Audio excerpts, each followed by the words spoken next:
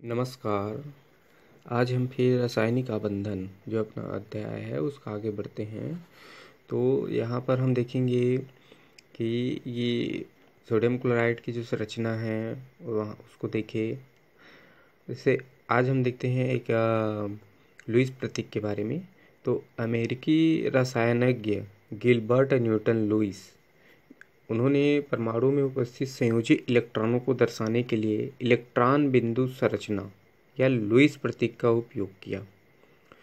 Lewis प्रतीक क्या है जानेंगे आगे। तो इस विधि में परमाणु के बाह्यतम कोश में उपस्थित जो इलेक्ट्रॉनों को दर्शाने के लिए उस तत्व के प्रतीक के चारों ओर उतने ही बिंदु लगाए जाते हैं जितने इलेक्ट्रॉन उनके बाह्यतम कोश में उपस्थित रहते हैं। जैसे कार्बन का इसमें 4 बिंदु लगाया गया है, अर्थात यहाँ 4 बिंदु लगाने का कारण ये है कि कार्बन की जो परमाणु संख्या है वो 6 है और इसका जो इलेक्ट्रॉनिक विन्यास है 2 और 4 होगा। तो इसकी जो बाह्यतम कोश में इलेक्ट्रॉनों की संख्या 4 है। जैसे ये कोश है तो इसमें पहले कोश में 2 और उसके बाह्य कोश में 4 इलेक्ट्रॉन। ठीक, तो इसमें बिंदु लगाया गया है कार्बन में 4, ये लुईस संरचना के अनुसार। इसी प्रकार क्लोरीन की परमाणु संख्या 17 है। इसके बाह्यतम कोश में कितने आएगा, तो 17 का हो जाएगा 2, 8, 7। तो इसके बाह्यतम कोश में क्लोरीन का 17 है तो Cl का इलेक्ट्रॉनिक विन्यास तो 1, 2, 3, 4, 5, 6, 7। इसके बाह्यतम कोश में 7 बिंदु लगाए, ये लुईस प्रतीक है ना। इसी प्रकार सोडियम का परमाणु क्रमांक 11 है। तो सोडियम के जो परमाणु क्रमांक 11 है तो इसका इलेक्ट्रॉनिक विन्यास होगा 2, 8, 1। तो इसके अंतिम बाह्यतम कोश में 1 इलेक्ट्रॉन है तो उसको 1 बिंदु। मैग्नीशियम का 12 है, Mg12। तो इसका इलेक्ट्रॉनिक विन्यास होगा 2, 8, 2। तो इसके बाह्यतम कोश में 2 इलेक्ट्रॉन, तो इसमें 2 बिंदु लगाया गया है। ठीक है, यहाँ पर देखते हैं मैग्नीशियम एवं क्लोरीन के मध्य भी आयनिक बंध का निर्माण होता है, जिस प्रकार उसमें सोडियम क्लोराइड में हुआ। तो आयनिक बंध का निर्माण होता है मैग्नीशियम और क्लोरीन के बीच। तो मैग्नीशियम की परमाणु संख्या 12 है। ठीक है, तो मैग्नीशियम की जो परमाणु संख्या 12 है तो उसका इलेक्ट्रॉनिक विन्यास 2, 8, 2 होगा।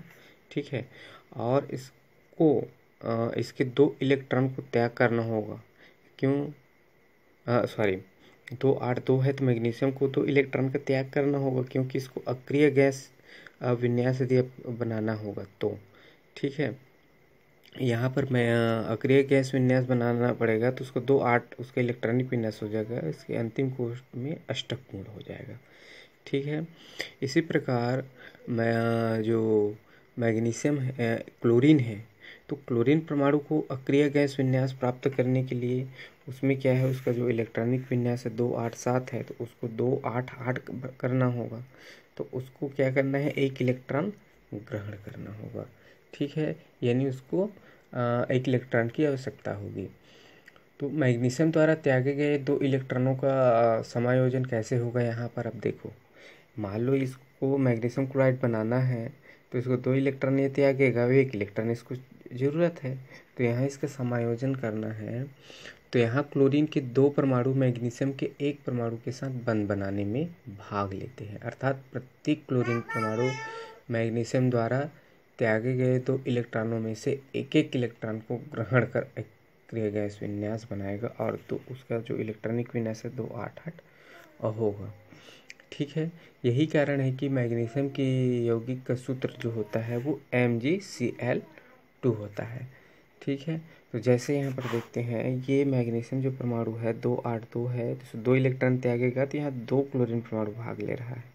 ठीक है, इसके बाह्यतम कोश में 7 इलेक्ट्रॉन है, इसके बाह्यतम कोश में 7 इलेक्ट्रॉन है, 2, 8, 7, 2, 8, 7 इसके इलेक्ट्रॉनिक विन्यास है। तो इसका 2 परमाणु, एक ये ग्रहण करेगा और ये ग्रहण करेगा। तो ये हो जाएगा मैग्नीशियम, इसकी जो अभिक्रिया होगा तो Mg2+ आयन ये दे रहा है। ठीक है, इसका इलेक्ट्रॉन यहाँ निकल रहा है तो ये Cl इलेक्ट्रॉन ग्रहण कर रहा है क्लोरीन परमाणु। ठीक है, तो एक एक इलेक्ट्रॉन ग्रहण करेगा। 2 क्लोरीन परमाणु है तो इसके बाह्यतम कोश में 7 है, एक इलेक्ट्रॉन इससे एक क्लोरीन ग्रहण कर लिया तो ये अष्टक पूरा हो गया है इसका। ठीक, 2 8 8 हो जाएगा और ये भी मैग्नीशियम 2 8 हो जाएगा। ठीक है, तो इसका जो यौगिक का सूत्र बनेगा MgCl2 हो जाएगा। ठीक है, पर एक और उदाहरण देखते हैं कैल्शियम क्लोराइड का। तो ये भी कैल्शियम क्लोराइड है कि कैल्शियम ऑक्साइड का, सॉरी, यहाँ कैल्शियम ऑक्साइड का देखेंगे। कैल्शियम ऑक्साइड एक यौगिक है। तो कैल्शियम और ऑक्सीजन से मिलकर बना है ये। कैल्शियम की परमाणु संख्या 20 होती है तथा ऑक्सीजन की परमाणु संख्या 8 है। और इसका इलेक्ट्रॉनिक विन्यास क्या है, देखो कैल्शियम के जो परमाणु क्रमांक 20 है तो 2 8 8 2 हो जाएगा। इसका जो इलेक्ट्रॉनिक विन्यास है 20 का 2 8 8 2, और ऑक्सीजन का 8 है तो 2 6 हो जाएगा। यानी इसके अंतिम कक्ष में कैल्शियम का 2 इलेक्ट्रॉन होगा और इसका 6 इलेक्ट्रॉन होगा ऑक्सीजन का। अब कैल्शियम को क्या करना पड़ेगा, अक्रिय गैस विन्यास प्राप्त करने के लिए, अपने को अष्टक पूर्ण करने के लिए इसको 2 इलेक्ट्रॉन त्यागना पड़ेगा और इसको 2 इलेक्ट्रॉन ग्रहण करना पड़ेगा। तो इसका जो संरचना है इस प्रकार होगा कि कैल्शियम की तो बाह्यतम कक्ष में 2 इलेक्ट्रॉन है, जबकि ऑक्सीजन के बाह्यतम कक्ष में 6 इलेक्ट्रॉन हैं। कैल्शियम के लिए 2 इलेक्ट्रॉन त्यागना और ऑक्सीजन के लिए 2 इलेक्ट्रॉन ग्रहण करना आसान है। इस प्रकार ऑक्सीजन कैल्शियम द्वारा त्यागे गए 2 इलेक्ट्रॉनों को ग्रहण कर आयनिक बंध बनाता है और कैल्शियम ऑक्साइड में कैल्शियम तथा ऑक्सीजन आयनों पर आवेश हो इस प्रकार हो जाएगा। जैसे कैल्शियम है 2 इलेक्ट्रॉन त्याग रहा है और ये 2 इलेक्ट्रॉन ग्रहण कर रहा है यहाँ पर। तो इसका जो 2 इलेक्ट्रॉन त्याग है, 2 धन आयन ये त्याग रहा है तो इसका इलेक्ट्रॉन अक्रिय गैस विन्यास 2 8 8 हो गया। और ये 2 इलेक्ट्रॉन ग्रहण कर रहा है तो ये ऋण आवेशित है, यानी ऋण आवेश ये 2 प्लस धन आवेश, तो 2 8 इसके इलेक्ट्रॉनिक विन्यास हो गए। और इसका जो यौगिक बनेगा वो कैल्शियम ऑक्साइड CaO हो जाएगा, यानी कैल्शियम ऑक्साइड। ठीक है, इसके बाद हमने 1 या 2 इलेक्ट्रॉन त्यागे जाने तथा 1 2 इलेक्ट्रॉन ग्रहण किए जाने वाले पर देखा। अब आगे देखते हैं जैसे एल्युमिनियम तथा क्लोरीन की परमाणु संख्या क्रमशः 13 और 17 है यहाँ पर, एल्युमिनियम और क्लोरीन। तो इसकी जो एल्युमिनियम की परमाणु क्रमांक क्या है, 13 है। तो एल्युमिनियम की जो परमाणु क्रमांक 13 है तो इसका हो जाएगा 2 8 और 3, और क्लोरीन के 17 कितना है, 17 है। तो इसका इलेक्ट्रॉन को जानते हुए 2 8 7 है। तो अब यहाँ पर अब कैसे बनेगा, इसको 3 इलेक्ट्रॉन त्यागना है, यानी इसको यौगिक बनाना है AlCl3। तो इसका देखिए यहाँ देखो ये 3 इलेक्ट्रॉन हैं, ठीक है, एल्युमिनियम का बाह्यतम कक्ष में, और इसको 3 क्लोरीन परमाणु को यहाँ पर भाग लेना पड़ रहा है। 1 2 3 क्लोरीन, और ये 3 क्लोरीन है तो ये एक एक इलेक्ट्रॉन को यहाँ से ग्रहण करेगा और AlCl3 यौगिक बना लेगा। ठीक है, अब ये एल्युमिनियम क्लोराइड है। यहाँ पर हम फिर देखते हैं सोडियम और ऑक्सीजन का, यानी सोडियम ऑक्साइड जो बनाता है उसके बारे में। तो सोडियम ऑक्साइड बनाने के लिए क्या है, सोडियम का जो परमाणु क्रमांक है 11 है, यानी उसका इलेक्ट्रॉनिक विन्यास होगा 2 8 1 होगा, और ऑक्सीजन का 8 है तो इसका हो जाएगा 2 6। तो यहाँ पर देखते हैं 2 और 6 है तो ऑक्सीजन को 2 इलेक्ट्रॉनों की आवश्यकता होगी और सोडियम को 1 इलेक्ट्रॉन त्याग करने की आवश्यकता होगी, अर्थात 2 इलेक्ट्रॉन ग्रहण करता है ऑक्सीजन है। तो इस प्रकार दोनों की बाह्यतम कक्ष में 8 8 इलेक्ट्रॉन हो जाते हैं। ठीक है, सोडियम तथा ऑक्सीजन के मध्य आबंधन बनने वाले यौगिक सोडियम ऑक्साइड होगा।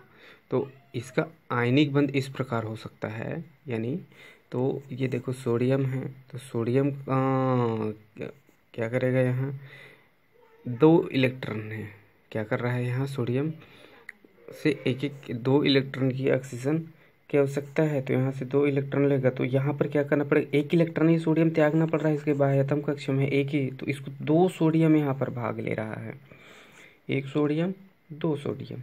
ठीक है, तब तो 1 सोडियम फिर 1 इलेक्ट्रॉन त्यागेगा और 1 सोडियम 1 इलेक्ट्रॉन त्यागेगा, तब तो ये अपना अष्टक अक्रिय गैस विन्यास प्राप्त करेगा ऑक्सीजन, क्योंकि इसको 2 की आवश्यकता है और ये 1 ही त्यागेगा तो इससे 7 हो जाएगा, तो नहीं बनेगा।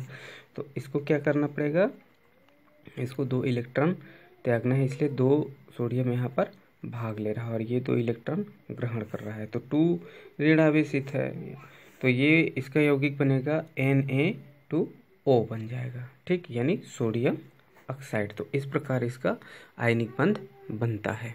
अब हम देखते हैं नेक्स्ट पॉइंट, संयोजकता, वैलेंसी।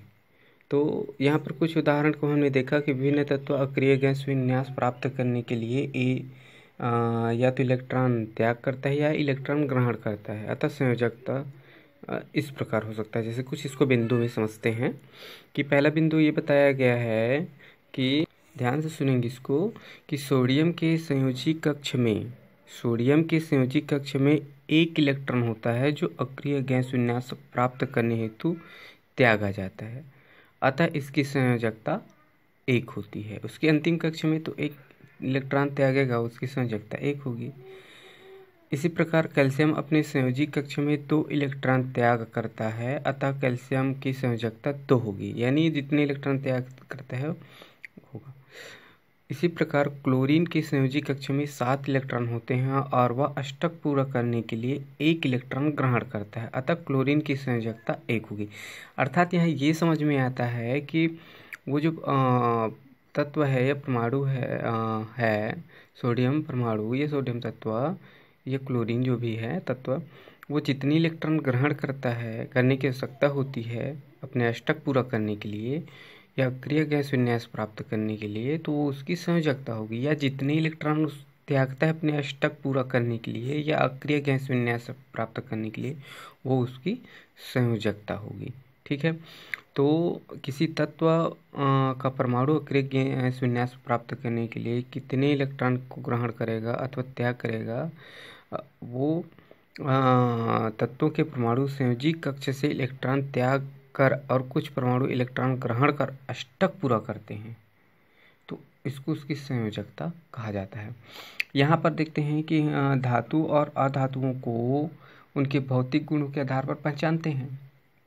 आयनिक बंध निर्माण के लिए जिस तत्व के परमाणु इलेक्ट्रॉन त्यागते हैं वे धातु हैं, और जिस तत्व के परमाणु इलेक्ट्रॉन ग्रहण करते हैं वे अधातु है। यहाँ पर हमने देखा कि क्लोरीन का, जैसे यहाँ देखा, जैसे हम इलेक्ट्रॉन त्यागा है तो 2 धन आवेशित है, 2 इलेक्ट्रॉन त्यागा। क्लोरीन इलेक्ट्रॉन ग्रहण कर रहा है 2 इलेक्ट्रॉन, तो ऋण आवेशित हुआ, ये धातु है, ये अधातु है। यहाँ पर कैल्शियम धातु है और ऑक्सीजन अधातु के अंतर्गत आ रहा है, इलेक्ट्रॉन ग्रहण कर रहा है, तो ठीक है। यहाँ पर वैसे ही सोडियम का भी देखे हैं, सोडियम ऑक्सीजन का, सोडियम धातु है और वो अधातु। यहाँ पर हम सहसंयोजक बंध के बारे में थोड़ा सा जानकारी प्राप्त कर लेते हैं, यानी कोवेलेंट बॉन्ड के बारे में।